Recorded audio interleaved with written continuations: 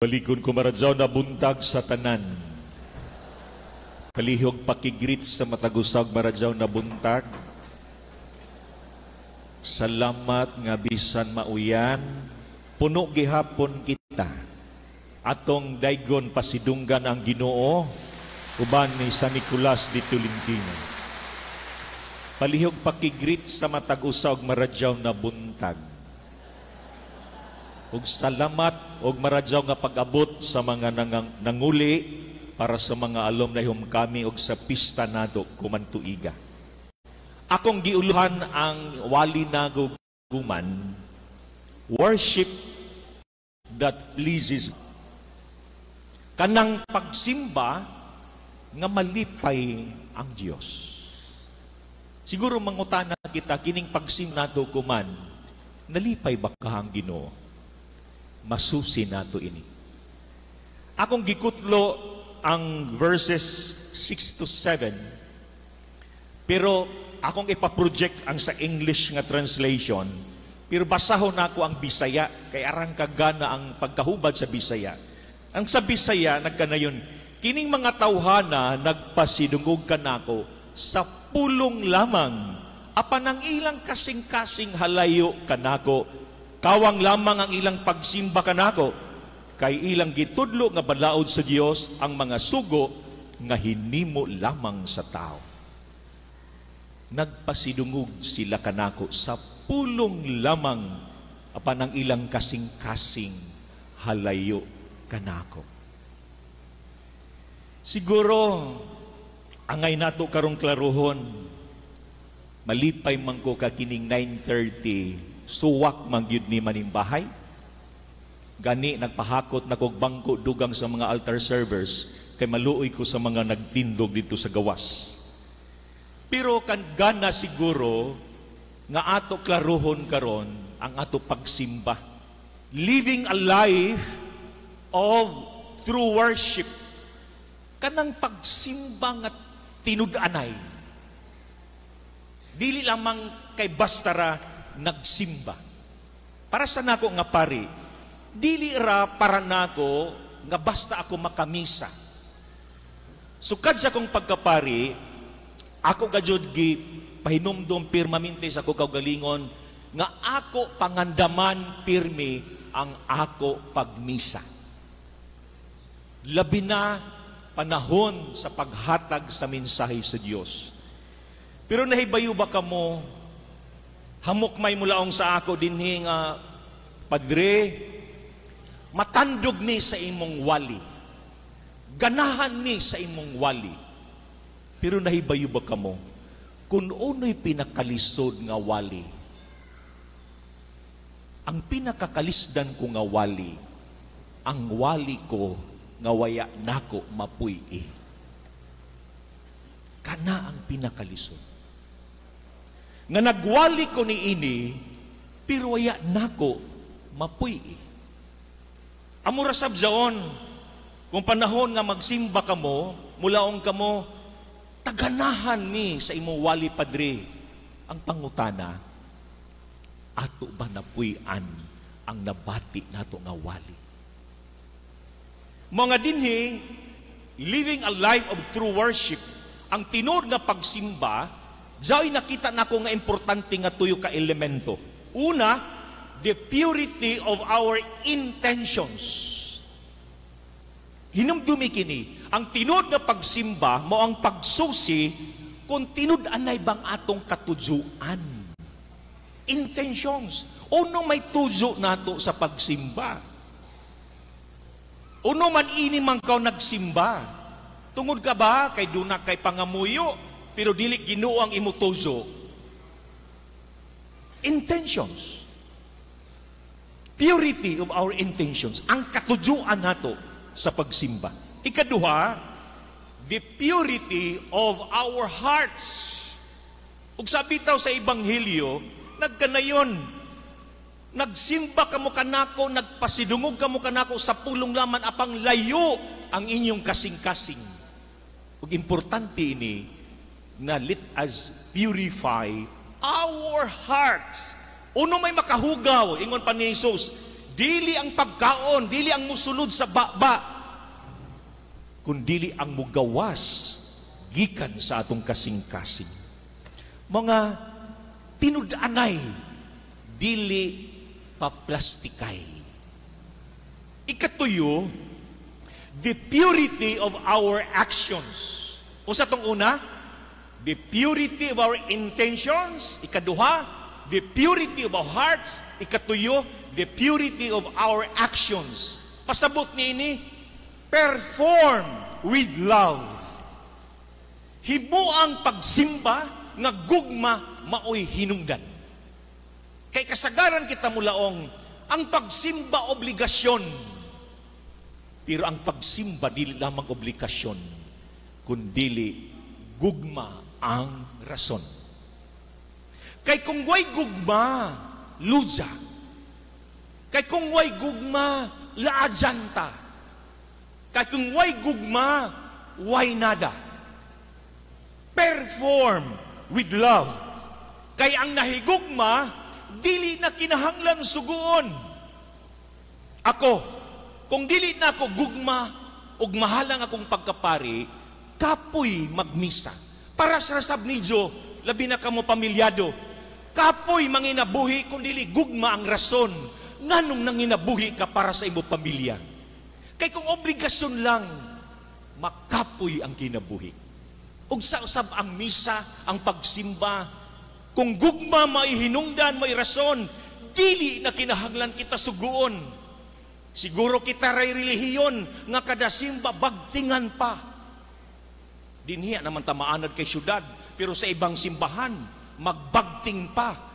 Labon kung kaon nya may bagtingay, makamatok man lagi kita. Pero pag simba kinahanglan bagtingan pa. Binagtingan pa, late pagihapon. Pinakalayom tagitawag the deepest level of worship.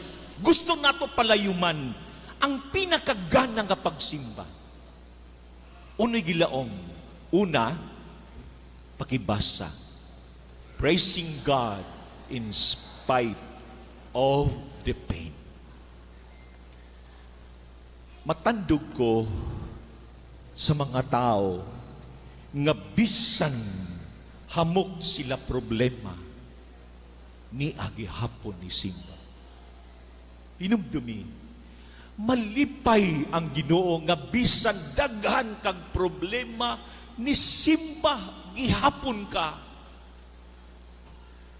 Ibayo ko kanatong tanan nga niya karon nanimba, hamok sa ato din ni grabe na problema. Pero salamat, nalipay ang Diyos nga bisan hamok ka problema ni simba gihapon ka.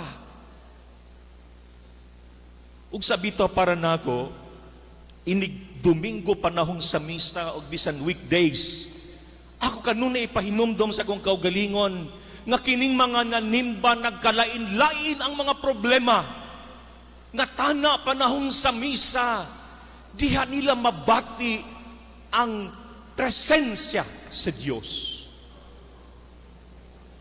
Ikaduha, thanking God in the midst of trials and illness.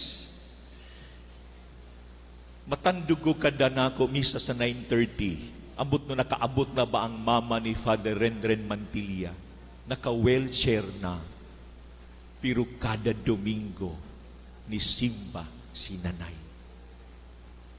Thanking God in the midst of trials and illness. Bisan kung may cancer ka, sige gihapog simba. I know daghay din nagpaampo ka na ako, Padre, doon ako'y cancer karon. Doon ako'y sakit karon. Doon ako'y grabe nga bugat nga pagsulay karon. Doon ako'y problema karon. Pero ayaw kalimot. Pasalamat gihapon kita sa Dios. Luyo ni ining tanan. Ikatulo, trusting God when we are tempted to lose hope. Nga dunay mga panahon nga posible hapit na kamawad-an og paglaom. Pero nagpabilin ka gihapon nga bisan dili ka kasabot sa paagi sa Dios, ni simba gihapon ka. Niya gihapon ka sa simbahan. Tungod kay ayaw kalimot, ayaw papildi sa mga pagsulay.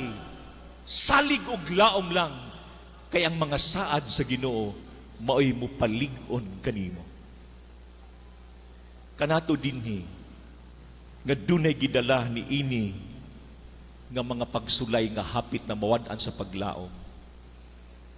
Salig og laom lang. Ikaapat, loving God when God seems so distant and far away. Na mga panahon nga sige kag simba, sige kag ampo, pero murag wala ang Diyos. Pero nagpabilin ka nga nagmahal sa Diyos. Nagpabilin ka nagsimba, matag adlaw, matag Domingo, bisan para nimo, murag kalayo sa Diyos. Murag dili nimo mahikap ang Diyos, murag dili nimo gunitan ang Diyos. Pero nagmahal gihapon ka, bisan para nimo, feel nimo, layo ang Diyos. Ako kamong hanggion, ang tinuod nga pagsimba, true worship always brings you into a healthy relationship with God and with others. Tana, di ta malimot nga ang pagsimba nato, doon na tayo maradyaw nga relasyon sa Ginoo sa atong isig katao. Kay nga naman, malipay ko nga ang 9:30 sa tanang misa sa Domingo, may pinakadako nga koleksyon. Wow! Pinakadako nga koleksyon ang 9:30. Malipay ko nga pari, nga nanghatag mong dagko, pero mag-uol ko, nga basi sa simbahan ra mo hatag og dinagko, manay giingon ko, ang uban dagkog donasyon sa simbahan apan gagmay sweldo sa ilang mga katabang. Magunsa man, dako ang imong gihalad panahon sa misa, pero duna kay kauban sa imo bayay mga kasugo, mga katabang trabahante nga gagmay sweldo, lami pang pagkaon sa iro kaysa imo mga trabahante. Sayang ang pagsimba. Sayang ang dagko nimong hinalaran og donasyon sa simbahan. Kadumdum ko, pag-abot na ako din sa katedral, gitanaw na ko ang sweldo sa mga trabahante. Ningon ko, makagaba ni nga sweldo. Tungod kay base posible bisan kami sa simbahan. Marajaw ra kami magtudlo sa mga tao banghatag mo. Pero kami mismo mga pari, hakugan ug dili makakita sa panginahanglan sa uban. Healthy relationship with God and with others. Daghan ka nato dinhi, siguro moingon, dagay kwartahan. Himuang imo pagkakwartahan nga makatabang ka sa uban. Labi na sa mga nanginahanglan mong silingan. Pwede ba na amay pipila din nga mga kwartahan? Basaha ko no nabi. Ala ko no, dungan tagbasa.